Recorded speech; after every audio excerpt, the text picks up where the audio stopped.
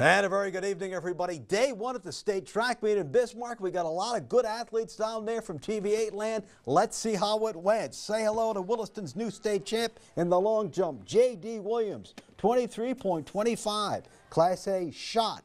Jacob Burkhart, 56.6.5. Reminds me of Brent Qualley. He's from Century. Class B discus, McKenna Brunsmeyer. Hazen second, 123. Central Cass's Cooper Johnson would clear a mark of 5'6" and a tie with Dane Hagler from North Star. Century's Rachel Dumlock, 109 in the pole vault. She was third.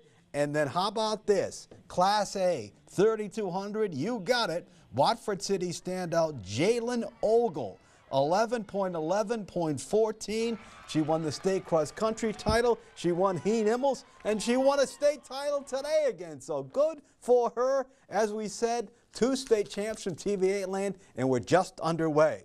Baseball, not good news for the Coyotes. They fell to Legacy 9-3. They jumped out to a 3-zip lead in the first. RBIs by Ekblad, Bloom, and Combs.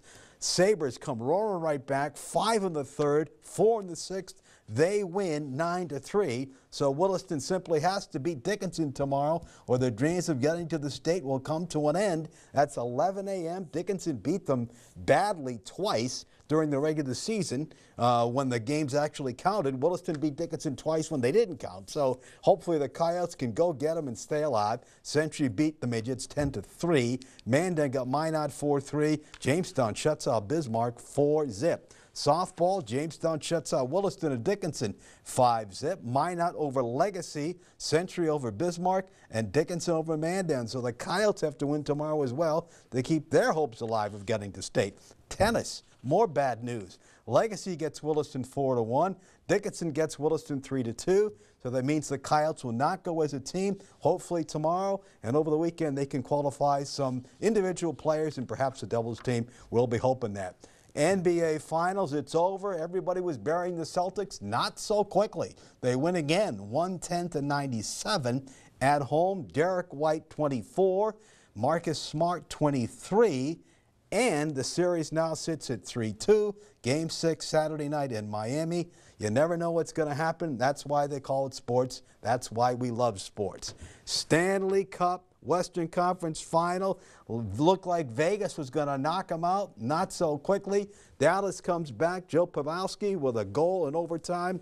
They come up with a 3-2 win. So Vegas hasn't got it wrapped up quite yet. Waiting in the wings, of course, the Florida Panthers.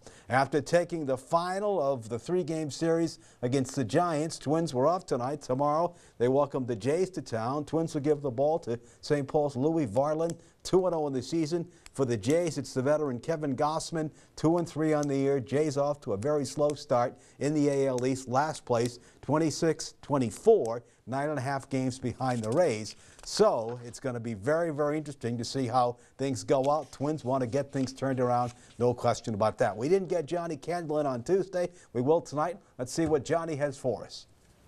When we're talking marine electronics, clean power has become quite the buzzword. Clean power is a dedicated power supply just for our marine electronics. It's not connected to your outboard motor, and it's not connected to any source that would power bilge pumps or live well pumps, virtually eliminating all chances for electrical interference.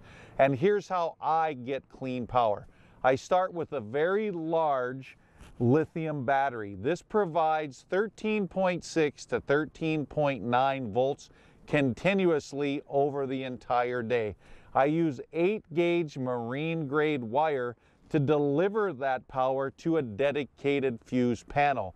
The large wire eliminates voltage drop. That dedicated fuse panel goes directly to all of my head units in the boat using factory power cords. No splices, no voltage drop. It's no secret that marine electronics have become quite the investment, so why not make the effort to get the most out of our electronics? I'm Johnny Candle, and that's this week's Pros Pointer.